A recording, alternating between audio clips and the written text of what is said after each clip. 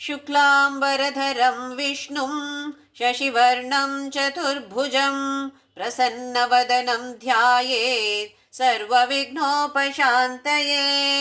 गुरुर्ब्रह्मा गुरुर्विष्णु गुरुर्देवो महेश्वरः गुरुः साक्षात् परब्रह्म तस्मै श्रीगुरवे नमः। सरस्वती नमस्तुभ्यं वरदे कामरूपिणी विद्यारंभं करिष्यामि ಸಿದ್ಧಿರ್ಭವತು ಮೇ ಸದಾ. ಹರಿ ಓಂ. ಎಲ್ಲರಿಗೂ ಶುಭೋದಯ. ಭವ್ಯವಾದ, ನೂತನವಾದ, ಪುರಾತನವಾದ, ಸನಾತನವಾದ, ಅತೀ ಪವಿತ್ರವಾದ ನಮ್ಮ ಒಳಗೇ ಇರುವಂತಹ ಈ ಸುಂದರವಾದ ದೇವಾಲಯಕ್ಕೆ ಎಲ್ಲರಿಗೂ ಪ್ರೀತಿಯ ಆತ್ಮೀಯ ಸ್ವಾಗತ. ನನ್ನ ಗುರುವಾಗಿರುವ ಕೇರಳದ ಕಾಂಜಂಗಾಡಿನ ಆನಂದಾಶ್ರಮದ ಪಪ್ಪ ಸ್ವಾಮಿ ರಾಮದಾಸ್ ಮತ್ತು ನನ್ನ ತಾಯಿ ತಂದೆಯರ ಚರಣಾರವಿಂದಗಳಲ್ಲಿ ಅನಂತ ಪ್ರಣಾಮಗಳು. ಭಗವತ್ಪಾದ ಆದಿಶಂಕರಾಚಾರ್ಯರು ರಚಿಸಿರುವಂತಹ ಸೌಂದರ್ಯ ಲಹರಿಯ ಅರ್ಥವನ್ನು ತಿಳಿದುಕೊಳ್ಳುವ ಪ್ರಯತ್ನವನ್ನು ನಾವು ಮಾಡ್ತಾ ಇದ್ದೇವೆ.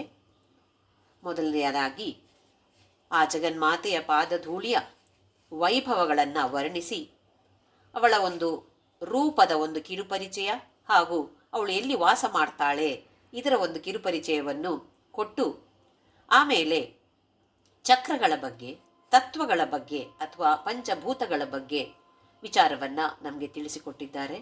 ಅವಳ ಕಿರಣಗಳು ನಂಬರ್ ಎಷ್ಟು ಅಂತ ಕೂಡ ಅದು ಕೂಡ ಕೊಟ್ಟಿದ್ದಾರೆ. ಅದು ಹೆಚ್ಚು ಅಗತ್ಯದ್ದಲ್ಲ, ನಮಗೆ ನಂಬರೆಲ್ಲ ನಾವು ನೆನ್ಪಿಟ್ಕೊಳ್ಬೇಕಾದ ಅವಶ್ಯಕತೆ ಇಲ್ಲ. ಆಮೇಲೆ ಹಲವಾರು ಶ್ಲೋಕಗಳಲ್ಲಿ ಸಿದ್ಧಿಯಿಂದ ಬರುವಂತಹ ಅಪಾಯದ ಬಗ್ಗೆ ಎಚ್ಚರಿಸಿದ್ದಾರೆ. ಒಂದಲ್ಲ ಎರಡಲ್ಲ ಹಲವಾರು ಶ್ಲೋಕಗಳಲ್ಲಿ ಸಿದ್ಧಿಗಳನ್ನು ಸ್ತ್ರೀಯರಿಗೆ ಹೋಲಿಸಿ ಅಪಾಯದಿಂದ ಪಾರಾಗುವಂತಹ ಒಂದು ಮಾರ್ಗವನ್ನು ನಮಗೆ ತೋರಿಸಿಕೊಡ್ತಾ ಇದ್ದಾರೆ. ಸ್ತ್ರೀಯರು ಅಂತ ಹೇಳಿದ್ರೆ ಅಪಾಯ ಅಂತಲ್ಲ, ಸಿದ್ಧಿಗಳನ್ನು ಸ್ತ್ರೀಯರಿಗೆ ಹೋಲಿಸಿ ಹೇಗೆ ಒಬ್ಬ ವ್ಯಕ್ತಿ, ಒಬ್ಬ ಪುರುಷ ಸ್ತ್ರೀಯ ದೇಹದ ಭೌತಿಕ ದೇಹದ ಆಕರ್ಷಣೆಗೆ ಒಳಗಾಗಿ ಸಾಧನದಿಂದ ಪತನವಾಗಬಹುದೋ ಅದೇ ರೀತಿ ಅಥವಾ ಅದಕ್ಕಿಂತಲೂ ಜಾಸ್ತಿ ಸಿದ್ಧಿಯಿಂದ ಆಗುವಂತಹ ಪತನ ಹೆಚ್ಚು ಅಂತ ಹೇಳ್ತಿದ್ದಾರೆ ಆದಿಶಂಕರಾಚಾರ್ಯರು. ನಮಗೆಲ್ಲರಿಗೂ ಎಚ್ಚರಿಸ್ತಾ ಇದ್ದಾರೆ. ನಾವು 20ನೇ ಶ್ಲೋಕದವರೆಗೆ ನೋಡಿದೆವು. ಈಗ 21ನೇ ಶ್ಲೋಕದಿಂದ ನೋಡೋಣ. ತಟಿಲ್ಲೇಖಾ ತನ್ವೀಂ ತಪನ ಶಶಿ ವೈಶ್ವಾನರಮಯೀಂ ನಿಷಣ್ಣಾಂ ಷಣ್ಣಾಮಪಿ ಉಪರಿ ಕಮಲಾನಾಂ ತವ ಕಲಾಂ ಮಹಾಪದ್ಮಾಟವ್ಯಾಂ ಮೃದಿತಮಲಮಾಯೇನ ಮನಸಾ ಮಹಾಂತಃ ಪಶ್ಯಂತೋ ದಧತಿ ಪರಮಾನಂದ ಲಹರಿ. ಕೆಲವು ಪುಸ್ತಕಗಳಲ್ಲಿ ಪರಮಾಹ್ಲಾದ ಲಹರಿ ಅಂತ ಇದೆ, ಎರಡು ಕೂಡ ಅರ್ಥ ಒಂದೇ.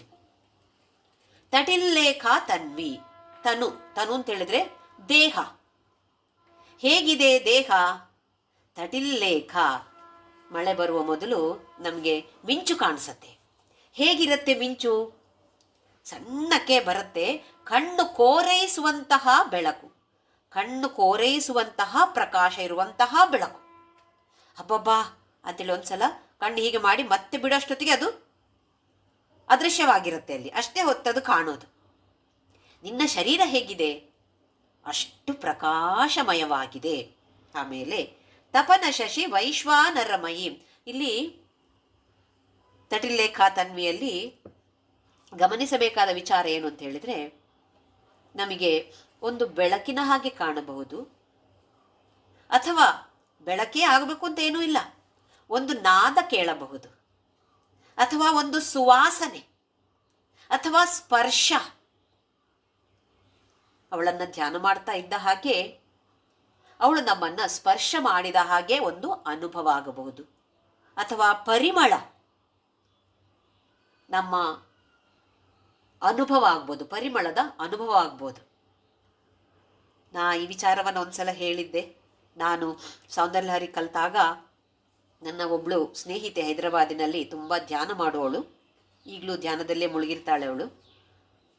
ಅವಳು ಹೇಳಿದ್ಲು, ಫೋನ್ ಮಾಡಿ ಹೇಳಿದ್ದು, ಜ್ಯೋತಿ ನಾನು ನಿಮ್ಮ ಮನೆಗೆ ಬರ್ತೀನಿ, ನೀನು ಸೌಂದರ್ಯಲಹರಿ ಹಾಡ್ತೀಯಾ, ಕೇಳ್ತೀನಿ ನಾನು ಅಂತ. ನಂಗೆ ಬರಲ್ಲ, ಕೇಳ್ತೇನೆ ನಾನು ಅಂತ. ಹ್ಞೂ ಅಂತ ಹೇಳಿದ ಅಹಂಕಾರದಿಂದ ಅವಳು ಬಂದ್ಲು, ಹಾಡಿದೆ, ಅಹಂಕಾರದಿಂದಲೇ ಹಾಡಿದ್ದೇನೆ, ಒಪ್ಪಿಕೊಳ್ತಾ ಇದ್ದೇನೆ.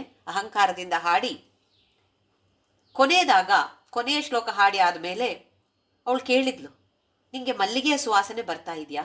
ನನಗೆ ಮಲ್ಲಿಗೆಯ ಸುವಾಸನೆ, ಸುಗಂಧ ಬರ್ತಾ ಇದೆ ಅಂತ. ನನಗೆ ಯಾವ ವಾಸನೆಯೂ ಬರಲಿಲ್ಲ, ನಿಜವಾಗಿ ಹೇಳ್ತಾ ಇದ್ದೀನಿ, ನನಗೆ ಮಲ್ಲಿಗೆಯ ವಾಸನೆ ಬರಲಿಲ್ಲ. ಹತ್ತಿರದಲ್ಲಿ ಎಲ್ಲ ಆ ಕಡೆ ಈ ಕಡೆ ಹೋಗಿ ನೋಡಿದ್ಲು, ಎಲ್ಲಾದರೂ ಮಲ್ಲಿಗೆ ಇದೆಯಾ ಅಥವಾ ಮಲ್ಲಿಗೆ ಗಿಡ ಅಕ್ಕಪಕ್ಕದ ಮನೆಯಲ್ಲಿ ಎಲ್ಲಾದರೂ ಇದೆಯಾ, ಅಲ್ಲಿಂದ ವಾಸನೆ ಬರ್ತಾ ಇದೆಯಾ. ಯಾಕೆಂದರೆ ಸಂಜೆ ಆಗಿತ್ತು, ಶುಕ್ರವಾರದ ಸಂಜೆ.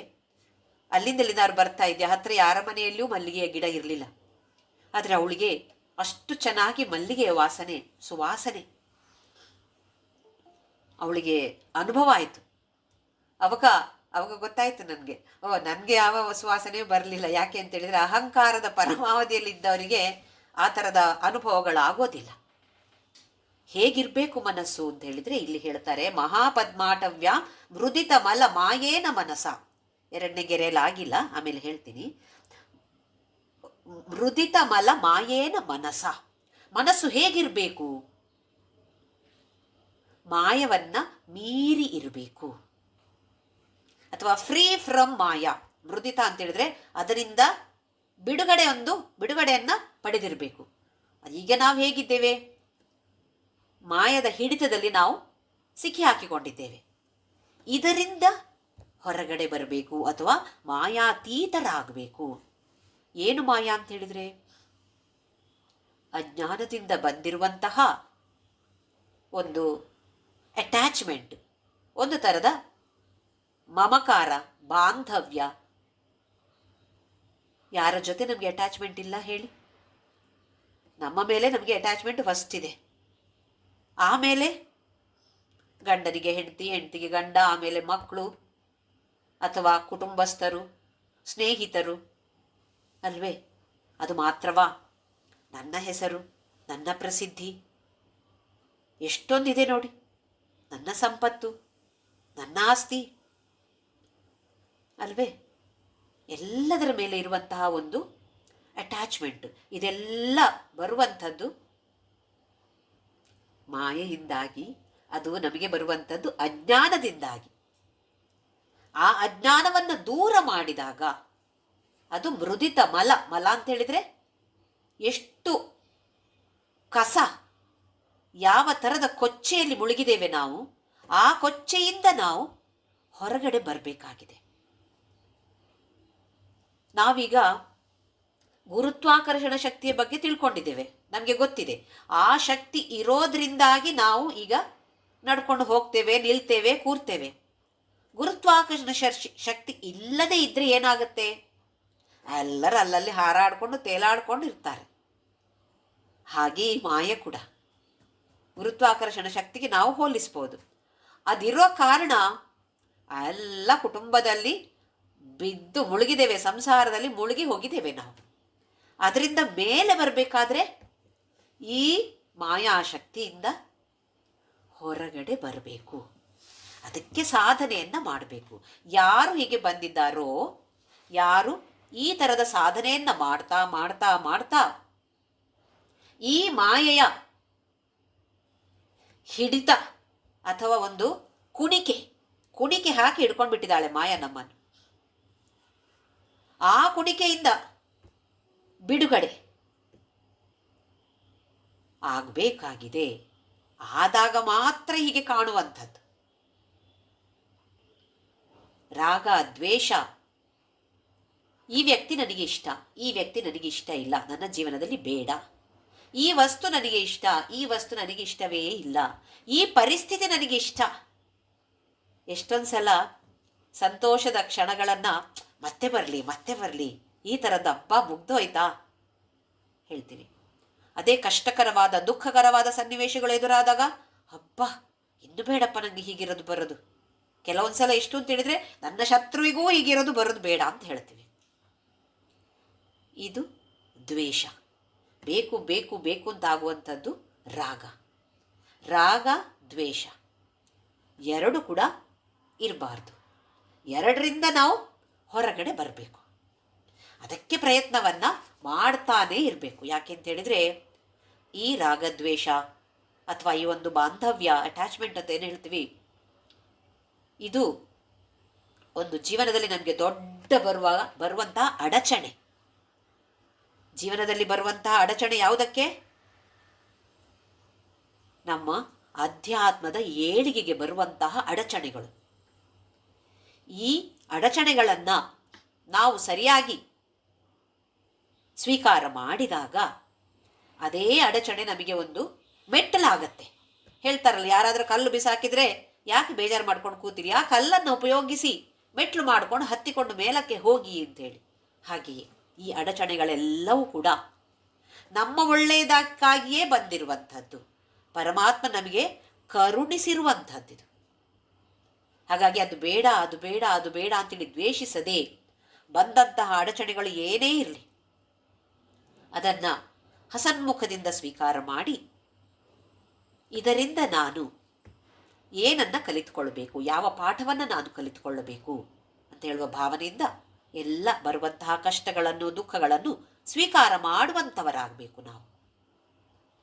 ಹೀಗೆ ಮಾಡ್ತಾ ಮಾಡ್ತಾ ಮಾಡ್ತಾ ಏನಾಗುತ್ತೆ, ಆ ಮಾಯೆಯ ಕುಣಿಕೆ ಇರೋದಲ್ಲ, ಇದು ಸ್ವಲ್ಪ ಸಡಿಲವಾಗ್ತಾ ಹೋಗುತ್ತೆ.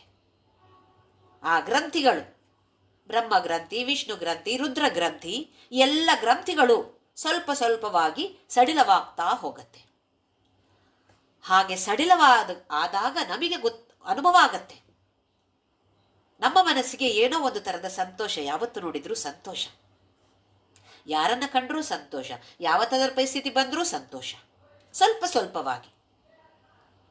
ಹೀಗಾದಾಗ ಈ ಮಾಯೆಯಿಂದ ಸ್ವಲ್ಪ ಸ್ವಲ್ಪವಾಗಿ ನಾವು ಹೊರಗಡೆ ಬಂದಾಗ ತಡಿಲ್ಲೇಖಾ ತನ್ವಿ ನಮಗೆ ಕಾಣಿಸ್ತಾಳೆ. ಅವಳ ಶರೀರ ನಮಗೆ ಕಾಣಿಸುತ್ತೆ. ಹೇಗೆ ಮಿಂಚು ಇದೆಯೋ, ಕಣ್ಣು ಕೋರೈಸುವಂತಹ ಪ್ರಕಾಶ. ತಪನ ಶಶಿ ವೈಶ್ವಾನರಮಯಿ. ತಪನ ಅಂತೇಳಿದರೆ ಸೂರ್ಯ, ಶಶಿ ಅಂತೇಳಿದರೆ ಚಂದ್ರ, ವೈಶ್ವಾನರ ಅಂತೇಳಿದರೆ ಅಗ್ನಿ. ಇವಳೇ ತಾನೇ ಅವರೆಲ್ಲರೂ ಕೂಡ. ಅವರೆಲ್ಲರೂ ಒಂದಾದ್ರು ಅಂತ ಅನ್ಕೊಳ್ಳಿ, ಹೇಗಿರ್ಬೋದು? ಆ ಥರದ ಪ್ರಕಾಶ. ನಿಷಣ್ಣಾಂ, ಅವಳು ಎಲ್ಲಿ ಇರ್ತಾಳೆ? ಷಣ್ಣಾಮಪಿ ಉಪರಿ ಕಮಲಾನಾಂ ತವ ಕಲಾಂ. 6 ಚಕ್ರಗಳು, ಇಲ್ಲಿ ಕಮಲಗಳು ಅಂತ ಹೇಳಿದ್ದಾರೆ. 6 ಕಮಲಗಳು, ಷಣ್ಣ ಕಮಲಾನಾಂ ಅಂದರೆ 6 ಕಮಲಗಳು. ಪ್ರತಿಯೊಂದು ಚಕ್ರದಲ್ಲಿಯೂ ಕಮಲ ಇದೆ. ಹಾಗಾಗಿ 6 ಕಮಲಗಳ ಮೇಲೆ ಮೂಲಾಧಾರ, ಸ್ವಾಧಿಷ್ಠಾನ, ಮಣಿಪೂರ, ಅನಾಹತ, ವಿಶುದ್ಧ, ಆಜ್ಞಾ ಅಂತ ಹೇಳುವ 6 ಚಕ್ರದ ಮೇಲೆ, ಸಹಸ್ರಾರ ಚಕ್ರದಲ್ಲಿ, ನಮ್ಮ ತಲೆಯ ಮೇಲ್ಗಡೆಯಲ್ಲಿ ಅವಳು ನಿಷಣ್ಣಾಂ ವಾಸ ಮಾಡ್ತಿದ್ದಾಳೆ. ತವ ಕಲಾಂ, ನಿನ್ನ ಕಲೆ. ಕಲೆ ಅಂತ ಹೇಳಿದರೆ ಮುಖದಲ್ಲಿ ಬರುವಂತಹ ಕಲೆಗಳಲ್ಲ. ಕಲಾ ಅಂತ ಹೇಳುವ ಶಬ್ದಕ್ಕೆ ಹಲವಾರು ಅರ್ಥಗಳಿವೆ. ಅವಳ ಕಿರಣಗಳು ಅಂತ ಹೇಳ್ಬೋದು. ಯಾಕೆ ಅಂತ ಹೇಳಿದರೆ ಅವಳು ಇಲ್ಲಿ ಕೂತಿದ್ದಾಗ ಆ ಕಿರಣಗಳು ಎಲ್ಲಿರುತ್ತೆ? ಅಲ್ಲಿಂದನೇ ಕಿರಣಗಳು ಎಲ್ಲ ಹೊರಹೊಮ್ಮತ್ತೆ. ಇಲ್ಲಿ ಇರುವಂಥದ್ದು ಸಾದಾಖ್ಯ ಕಳೆ ಅಂತ ಹೆಸರು. ಅಂದರೆ ಪರಿಶುದ್ಧವಾದ ಕಳೆ. ಆ ಕಿರಣಗಳು ನಾವು ನೋಡಿದೆ ಒಂದು ಶ್ಲೋಕದಲ್ಲಿ, ಕ್ಷಿತೌ ಷಟ್ಪಂಚಾಶದ್ವಿಸಮಧಿಕ ಪಂಚಾಶದುದಕೆ ಅಂತ ಹೇಳಿ. ಒಂದೊಂದು ಭೂತಗಳಲ್ಲಿಯೂ ಎಷ್ಟೆಷ್ಟು ಕಿರಣಗಳಿವೆ ಅಂತ ಲೆಕ್ಕವನ್ನು ಕೊಟ್ಟಿದ್ದಾರೆ. ಇಲ್ಲಿಂದ ಕಿರಣಗಳೆಲ್ಲವೂ ಪವಿತ್ರವಾದ ಪರಿಶುದ್ಧವಾದ ಕಿರಣಗಳೆಲ್ಲವೂ ಪಿಂಡಾಂಡದಲ್ಲಿಯೂ ಇದೆ, ಬ್ರಹ್ಮಾಂಡದಲ್ಲಿಯೂ ಇದೇ ಥರ ನಡೀತಾ ಇರುತ್ತೆ. ಎಲ್ಲವೂ ಹೊರಹೊಮ್ಮಿ ಬಂದಾಗ ಅಶುದ್ಧತೆಯನ್ನು ಸೇರಿಕೊಳ್ಳುತ್ತೆ. ಎಲ್ಲ ಮಲಗಳು ಅದರ ಜೊತೆ ಮಲಿನವಾಗಿ ಬಿಡತ್ತೆ, ಸೇರಿಕೊಂಡು ಮಲಿನವಾಗುತ್ತೆ. ಹಾಗಾಗಿ ಇಲ್ಲಿ ಸಹಸ್ರಾರದಲ್ಲಿ ಇರುವಂತಹ ಕಳೆಗೆ ಹೆಸರು ಸಾದಾಖ್ಯ ಕಳೆ. ಇದು ಪರಿಶುದ್ಧವಾದ ಕಳೆ. ಆಮೇಲೆ ಅಲ್ಲಿಂದ ಕೆಳಗಡೆ ಬರುವಂತಹ ಅವಳ ಕಿರಣಗಳು ಬೇರೆ ಬೇರೆ ಥರದ ಮಾಲಿನ್ಯಗಳ ಜೊತೆ ಸೇರಿಕೊಂಡು ಆ ಪರಿಶುದ್ಧತೆಯನ್ನು ಕಳೆದುಕೊಳ್ಳತ್ತೆ. ಅವಳ ಕಿರಣಗಳೇ ಆದರೂ ಕೂಡ ಪರಿಶುದ್ಧತೆಯನ್ನು ಕಳೆದುಕೊಳ್ಳತ್ತೆ. ಮಹಾಪದ್ಮಾಟವ್ಯ, ಮಹಾಪದ್ಮಗಳ ಅಡವಿ, ಅಟವಿ ಅಂತ ಹೇಳಿದ್ರೆ ಅಡವಿ, ಕಾಡು ಯಾವುದು? ಸಹಸ್ರಾರ ಚಕ್ರ. ನೀನು ಅಲ್ಲಿದ್ಯಾ. ಮೃದಿತ ಮಲ ಮಾಯೇನ ಮನಸ, ಯಾರು ಮಾಯೆಯಿಂದ ಬಿಡುಗಡೆಯನ್ನು ಹೊಂದಿದ್ದಾರೋ ಅಂತಹ ಅಂತಹ ಮಹಾತ್ಮರು ಪಶ್ಯಂತಹ ನೋಡ್ತಾರೆ, ದಧತಿ ಪರಮಾನಂದ ಲಹರಿ. ಅಂತಹ ಮಹಾತ್ಮರು ನಿನ್ನ ದೇಹವನ್ನು ಮಿಂಚಿನಂತೆ ದರ್ಶನ ಮಾಡ್ತಾರೆ. ಈ ದರ್ಶನ ಏನನ್ನು ಕೊಡುತ್ತೆ? ಪರಮಾನಂದದ ಲಹರಿ. ಲಹರಿ ಅಂತೇಳಿದರೆ ಅಲೆಗಳು. ನೋಡಿದ ತಕ್ಷಣ ದರ್ಶನ ಒಂದು ಕ್ಷಣ ಇರ್ಬೋದು, ಆದರೆ ಅದರಿಂದಾಗಿ ಉಂಟಾಗುವಂತಹ ಆನಂದ, ಪರಮಾನಂದ ಹೇಗಿದೆ? ಲಹರಿ. ಅದರ ಅಲೆಗಳನ್ನು ಆ ಮಹಾತ್ಮರು ಅನುಭವಿಸ್ತಾನೇ ಇರ್ತಾರೆ. ನಾವು ಅನುಭವಿಸಬೇಕು ಅಂತಾದರೆ ಮಾಯೆಯಿಂದ ಹೊರಗಡೆ ಬರುವಂತಹ ಪ್ರಯತ್ನವನ್ನು ಪ್ರತಿ ಕ್ಷಣವೂ ನಾವು ಮಾಡ್ತಾನೇ ಇರಬೇಕು. ಇಲ್ಲಾಂದರೆ ಜನಾಕರ್ಷಣೆ, ಧನಾಕರ್ಷಣೆ, ಪ್ರಸಿದ್ಧಿ ಆಕರ್ಷಣೆ ಅಲ್ವೇ, ಮನುಷ್ಯರ ಆಕರ್ಷಣೆ, ವಸ್ತುಗಳ ಆಕರ್ಷಣೆ, ಸ್ಥಿತಿಗಳ ಸನ್ನಿವೇಶಗಳ ಆಕರ್ಷಣೆ, ಇದರಲ್ಲೆಲ್ಲ ಮುಳುಗಿ ಹೋಗುವ ಅಪಾಯ ಇದೆ. ಹಾಗಾಗಿ ಇಲ್ಲಿ ಆದಿಶಂಕರಾಚಾರ್ಯರು ಹೇಳ್ತಿದ್ದಾರೆ, ಮಾಯೆಯಿಂದ ಸ್ವಲ್ಪವಾಗಿ ಆದರೂ ಪ್ರಯತ್ನ ಮಾಡ್ತಾ ಹೋದ ಹಾಗೆ ಅವಳ ಅನುಭವ ಬೇರೆ ಬೇರೆ ರೀತಿಯಲ್ಲಿ ಆಗಬಹುದು. ಕೆಲವರು ಹೇಳ್ತಾರೆ ಕಣ್ಣು ಮುಚ್ಚಿದರೆ ಕೆಲವು ಬಣ್ಣಗಳು ಕಾಣಿಸುತ್ತೆ, ಕೆಲವರಿಗೆ ಹೊರಗಿನ ಕಿವಿಗೆ ಅಲ್ಲ ಒಳಗಿನ ಕಿವಿಯಲ್ಲಿ ಯಾವುದೋ ನಾದ ಕೇಳಿದ ಹಾಗೆ ಆಗತ್ತೆ. ಬೇರೆ ಬೇರೆ ರೀತಿಯ ಅನುಭವಗಳು ಬೇರೆ ಬೇರೆ ವ್ಯಕ್ತಿಗಳಿಗೆ ಆಗಬಹುದು. ಸ್ವಲ್ಪ ಹೊತ್ತು ಧ್ಯಾನ ಮಾಡಿದಾಗ ಗಮನಿಸಬೇಕು, ಯಾವ ಥರದ ನಾದ ಕೇಳಿಸ್ತಾ ಇದೆ.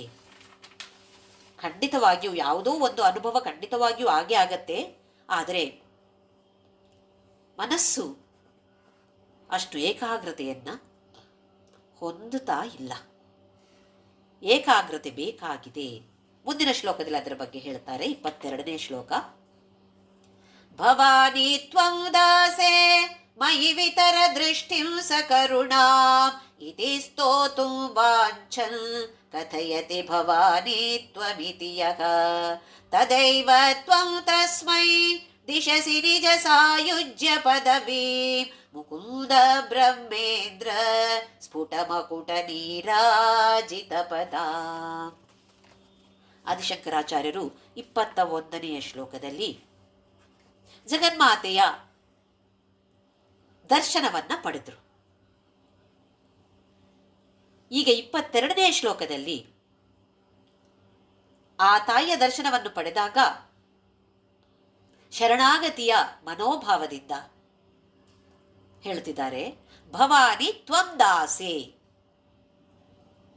ಹೇ ಭವಾನಿ, ನಾನು ನಿನ್ನ ದಾಸ, ನಾನು ನಿನ್ನ ಗುಲಾಮ, ನಾನು ನಿನ್ನ ಸೇವಕ. ನಾವು ತತ್ವಬೋಧದಲ್ಲೆಲ್ಲ ತಿಳಿದುಕೊಂಡಿದ್ದೇವೆ, ಮಹಾವಾಕ್ಯ, ವೇದದಲ್ಲಿ ಬರುವಂತಹ, ಉಪನಿಷತ್ತಿನಲ್ಲಿ ಬರುವಂತಹ ಮಹಾವಾಕ್ಯಗಳು ಅಂತ ಹೇಳಿದರೆ ಜೀವಾತ್ಮ ಈಕ್ವಲ್ಸ್ ಪರಮಾತ್ಮ ಅಂತ ಹೇಳುವ ಒಂದು ಈಕ್ವೇಶನ್ ಅನ್ನ ಅಹಂ ಬ್ರಹ್ಮಾಸ್ಮಿ, ಅದೇ ಅರ್ಥ ತಾನೆ. ನಾನು ಜೀವಾತ್ಮ, ನಾನೇ ಪರಮಾತ್ಮ, ಅಹಂ ಬ್ರಹ್ಮಾಸ್ಮಿ ಅಂತ ಹೇಳೋದು ಒಂದು ಮಹಾವಾಕ್ಯ. ಹಾಗೆಯೇ ಭವಾನಿತ್ವಂ ದಾಸೆ ಅಂತ ಹೇಳೋದು ಕೂಡ ಒಂದು ಮಹಾವಾಕ್ಯವೇ. ನಾನು ನಿನ್ನ ದಾಸನಾಗಿ ಬಿದ್ದಿರ್ತೇನೆ ಅಂದರೆ ಶರಣಾಗುವುದು, ಶರಣಾಗತಿಯಿಂದ ನಿನ್ನ ಪಾದದಲ್ಲಿ ನಮಸ್ಕಾರವನ್ನು ಮಾಡ್ತಾ ಇದ್ದೇನೆ ಅಂತ ಹೇಳುವ ಭಾವನೆ. ಈ ಭಾವನೆಯಿಂದ ಸಾಧಕ ಭವಾನಿತ್ವಂ, ಇನ್ನು ಇಡೀ ಹೇಳಿಲ್ಲ ವಾಕ್ಯ ಏನು, ಹೇ ಭವಾನಿ ನಾನು ನಿನ್ನ ದಾಸ ಅಂತ ಹೇಳುವ ಮನೋಭಾವನೆಯಿಂದ ಪ್ಲಾನ್ ಮಾಡಿ ಆಗಿದಷ್ಟೇ, ಇನ್ನು ಶಬ್ದಗಳು ಹೊರ ಬಂದಿಲ್ಲ. ಶಬ್ದಗಳು ಭವಾನಿ ತ್ವಂ, ಭವಾನಿ ನಾನು ನಿನ್ನ, ಅಷ್ಟೇ ಹೇಳಿದಾನೆ ಸಾಧಕ ಭಕ್ತ.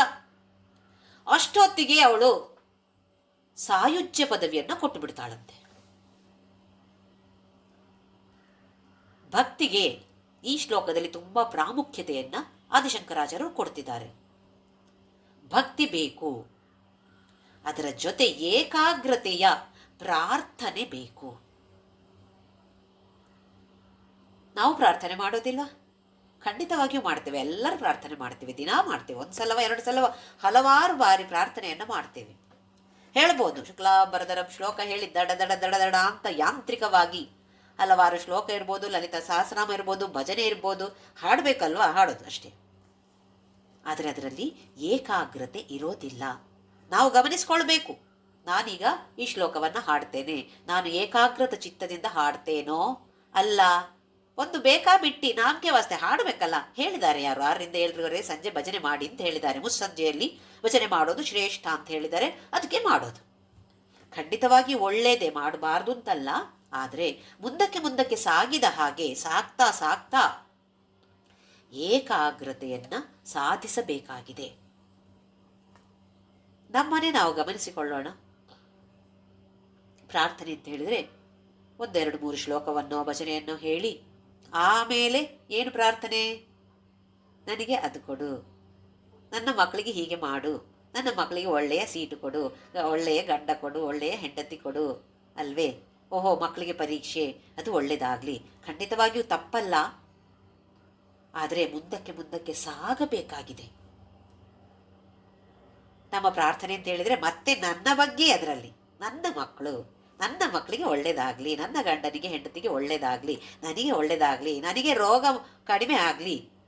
ಇವತ್ತು ಡಾಕ್ಟರ್ ಹತ್ರ ಹೋಗ್ತೇನೆ, ಒಳ್ಳೆಯ ಮದ್ದು ಅವರು ಕೊಡಲಿ, ನನಗೆ ಔಷಧಿ ಕೊಡಲಿ, ಅದರಿಂದ ನನಗೆ ಆ ಟ್ರೀಟ್ಮೆಂಟಿಂದ ನನಗೆ ಅದು ಕಡಿಮೆ ಆಗಲಿ ಅಲ್ವೇ? ಎಲ್ಲಿ ಸುತ್ತುತ್ತಾ ಇದೆ ಪ್ರಾರ್ಥನೆ? ಎಲ್ಲ ಭಗವಂತನಿಗೆ. ಆದರೂ ಸುತ್ತೋದು ಕೇಂದ್ರ ಬಿಂದು ನಾನು ಅಲ್ವೇ? ನಾನು, ಅದರಿಂದ ಮತ್ತೆ ನನ್ನ ಮಕ್ಕಳು, ನನ್ನ ಗಂಡ, ನನ್ನ ಹೆಂಡತಿ, ಅವರಿಗೆ ಕೂಡ ಒಳ್ಳೇದಾಗ್ಬೇಕು. ಯಾಕೆ? ಅದರಿಂದ ನನಗೆ ಸಂತೋಷ. ನೋಡಿ, ಮತ್ತೆ ಕೇಂದ್ರ ಬಿಂದು ನಾವೇ ಅಲ್ಲಿ ಇದೆ, ಏಕಾಗ್ರತೆ ಇದೆ, ಆದರೆ ಕೇಂದ್ರ ಬಿಂದು ನಾನಾಗಿದ್ದೇನೆ ಅದರಲ್ಲಿ. ಹಾಗಾಗದೆ ಆ ಭಗವಂತ ಕೇಂದ್ರ ಬಿಂದು ಆಗಬೇಕು. ಕೋರಿಕೆಗಳ ಲಿಸ್ಟ್ ಸ್ವಲ್ಪ ಸ್ವಲ್ಪವಾದರೂ ಕಡಿಮೆ ಆಗಬೇಕು.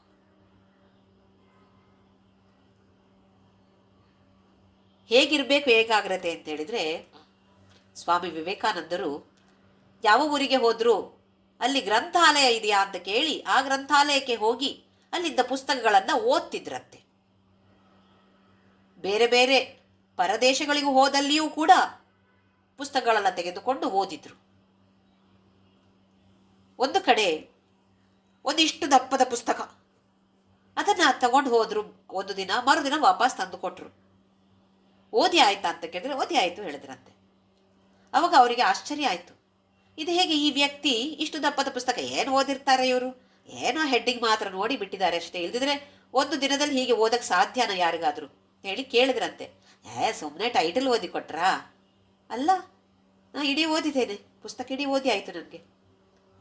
ಎಲ್ಲಿ ಏನಿದೆ ಬೇಕಿದ್ರೆ ಕೇಳಿ, ನಾ ಹೇಳ್ತೇನೆ ಅಂತ ಹೇಳಿದ್ರಂತೆ. ಅವ್ರು ಕೇಳಿದ್ರಂತೆ, ಇದರಲ್ಲಿ ಏನಿದೆ, ಈ ಟೈಟಲ್ನ ಕೆಳಗಡೆ ಏನಿದೆ ಅಂತೇಳಿ ದಡ ದಡ ದಡ ಅಂತ ಎಲ್ಲವನ್ನು ಹೇಳಿಬಿಟ್ರಂತೆ ಸ್ವಾಮಿ ವಿವೇಕಾನಂದರು. ಅವರಿಗೆ ಆಶ್ಚರ್ಯ ಆಯಿತು, ಆ ಲೈಬ್ರರಿಗೆ ಆಶ್ಚರ್ಯ ಆಯ್ತು. ಅಲ್ಲಿ ಇದು ಹೇಗೆ ಇಷ್ಟು ದಪ್ಪದ ಪುಸ್ತಕ? ಸಾಮಾನ್ಯ ಮನುಷ್ಯರಿಗೆ ಒಂದು ದಿನದಲ್ಲಿ ಓದಿ ಆಗೋದಿಲ್ಲ, 1 ವರ್ಷ ಬೇಕು, ಅಥವಾ ಕಡಿಮೆ ಪಕ್ಷದಲ್ಲಿ 1 ವರ್ಷ. ನಮ್ಮಂಥವರಿಗೆ ಹಲವಾರು ವರ್ಷಗಳೇ ಬೇಕು ಸುಮ್ಮನೆ ಓದೋದಿಕ್ಕೆ. ಅರ್ಥ ಆಗೋದು ಬಿಡಿ, ನೆನ್ಪಿಟ್ಟುಕೊಳ್ಳೋದು ಬಿಡಿ, ಸಾಧ್ಯವೇ ಇಲ್ಲ ನಮ್ಮಿಂದ. ಒಂದು ವಿಚಾರ ಹೇಳಬೇಕು ಅಂತಾದರೆ ಎಷ್ಟು ಪ್ರಿಪೇರ್ ಮಾಡಬೇಕು, ಅದಕ್ಕೆ ಎಷ್ಟು ಸಲ ಹೇಳಿದ್ರು ಇಲ್ಲಿ ನೆನಪಲ್ಲಿ ಉಳಿಯೋದೇ ಇಲ್ಲ. ಯಾಕೆ? ಸ್ವಾಮಿ ವಿವೇಕಾನಂದರನ್ನು ಕೇಳಿದಾಗ ಅವ್ರು ಹೇಳಿದ್ರಂತೆ, ಮಾಡುವ ಕೆಲಸದಲ್ಲಿ ಏಕಾಗ್ರತೆ ಬೇಕು. ಹಾಗೆಯೇ ನಮ್ಮ ಈ ಪ್ರಾರ್ಥನೆಯಲ್ಲಿ ಏಕಾಗ್ರತೆ ಬೇಕಾಗಿದೆ. ಏಕಾಗ್ರತ ಚಿತ್ತದಿಂದ, ಶರಣಾಗತಿಯ ಮನೋಭಾವದಿಂದ, ಹೇ ಭವಾನಿ ನಾನು, ಇನ್ನು ದಾಸ ಅಂತ ಹೇಳಲಿಲ್ಲ, ಹೇಳಬೇಕಷ್ಟೇ. ನಾನು ಅಂತ ಹೇಳೋ ಅಷ್ಟೊತ್ತಿಗೆ ಆ ಭವಾನಿ ಸಾಯುಜ್ಯವನ್ನ ಕೊಟ್ಟು ಬಿಡ್ತಾಳೆ. ಭವಾನಿ ತ್ವಂ ದಾಸೆ ಮೈ ವಿತರ ದೃಷ್ಟಿಂಸ ಕರುಣ. ಹೇ ಭವಾನಿ, ನಿನ್ನ ಒಂದು ಕರುಣಾ ಕಟಾಕ್ಷ ನನ್ನ ಮೇಲೆ ಬೀರು.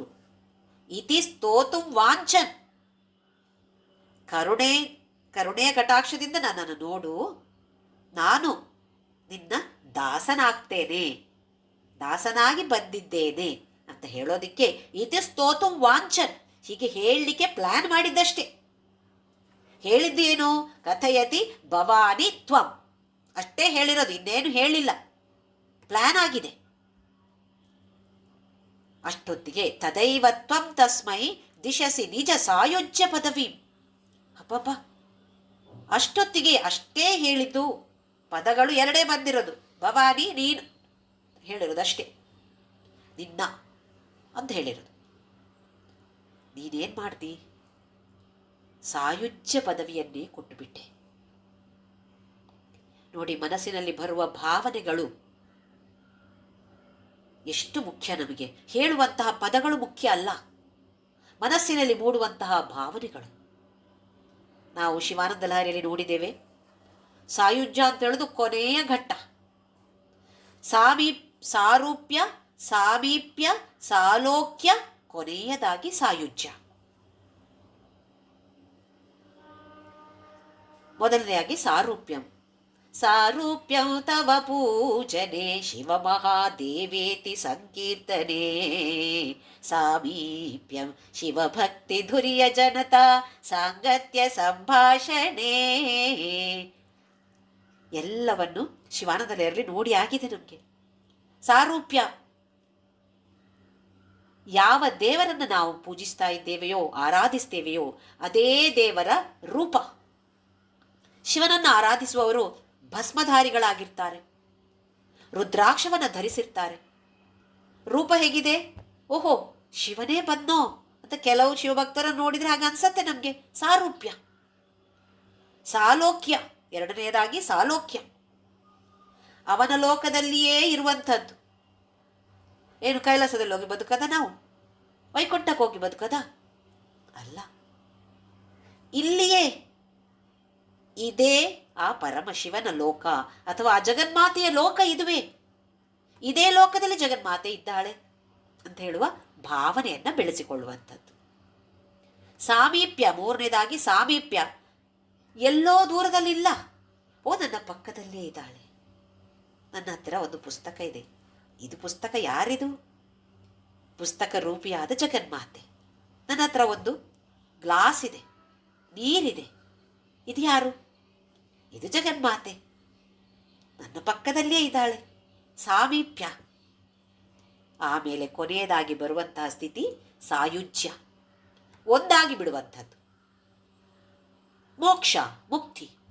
ಈಗ ಏನನ್ನ ಕೊಟ್ಲು? ಕೊನೆಯ ಸ್ಥಿತಿಯನ್ನ ಅನುಗ್ರಹಿಸ್ತಾಳಂತೆ. ಸಾರೂಪ್ಯ, ಸಾಮೀಪ್ಯ, ಸಾಲೋಕ್ಯ ಎಲ್ಲವನ್ನು ಒಂದೇ ಸಲ ತೆಗೆದು ಬಿಸಾಕಿ ಸಾಯುಜ್ಯವನ್ನ ಕೊಟ್ಟು ಬಿಡ್ತಾಳೆ. ಮುಕುಂದ ಬ್ರಹ್ಮೇಂದ್ರ ಸ್ಫುಟ ಮಕುಟ ನೀರಾಜಿತ ಪದ.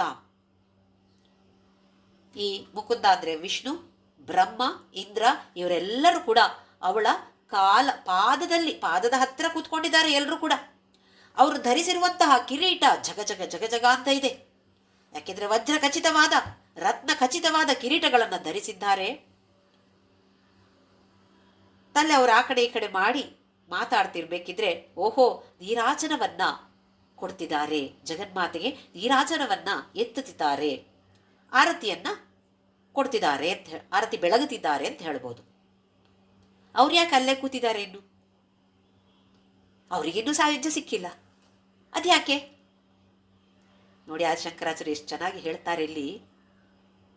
ಭಕ್ತನಿಗೆ ಏಕಾಗ್ರತ ಚಿತ್ತದಿಂದ ಶರಣಾಗತಿಯ ಭಾವನೆಯಿಂದ ಭವಾನಿ ನಿನ್ನ ಅಷ್ಟು ಹೇಳಿದಾಗಲೇ ಆ ಜಗನ್ಮಾತೆ ಸಾಯುಜ್ಯವನ್ನ ದಯಪಾಲಿಸ್ತಾಳೆ. ಅದೇ ಮುಕುಂದ ಬ್ರಹ್ಮೇಂದ್ರ ಇವರೆಲ್ಲರೂ ಅಲ್ಲಿ ಇನ್ನು ಕೆಳಗಡೆ ಕೂತಿದ್ದಾರೆ. ಯಾಕೆ ಅಂತ ಹೇಳಿದ್ರೆ, ಅಂತಹ ದೇವತೆಗಳಿಗೂ ಕೂಡ ಸ್ವಲ್ಪ ಸ್ವಲ್ಪವಾಗಿ ಅಹಂಕಾರ ಇರುತ್ತೆ. ಸೃಷ್ಟಿ ನಾನು ಮಾಡ್ತೇನೆ, ಸ್ಥಿತಿ ನಾನು ಮಾಡ್ತೇನೆ, ನಾಶ ನಾನು ಮಾಡ್ತೇನೆ ಅಂತ ಹೇಳುವ ಭಾವನೆ ಇರುತ್ತೆ. ಹಾಗಾಗಿ ಅವರಿಗಿನ್ನೂ ಸಾಯುಜ್ಯವನ್ನು ದಯಪಾಲಿಸಿಲ್ಲ ಅವಳು. ಆದರೆ ಆ ಪ್ರೀತಿಯಿಂದ, ಏಕಾಗ್ರತೆಯಿಂದ, ಶರಣಾಗತಿಯ ಭಾವನೆಯಿಂದ ಬರುವಂತಹ ಭಕ್ತನಿಗೆ ತಕ್ಷಣ ಸಾಯುಜ್ಯವನ್ನ ದಯಪಾಲಿಸ್ತಾಳೆ. ನಾವ್ಯಾಕೆ ಆ ಸಾಧಕರಾಗಬಾರ್ದು? ನಾವ್ಯಾಕೆ ಅಂತಹ ಭಕ್ತರಾಗಬಾರ್ದು? ಮುಂದಿನ ಶ್ಲೋಕ ನೋಡೋಣ. 23ನೇ ಶ್ಲೋಕ.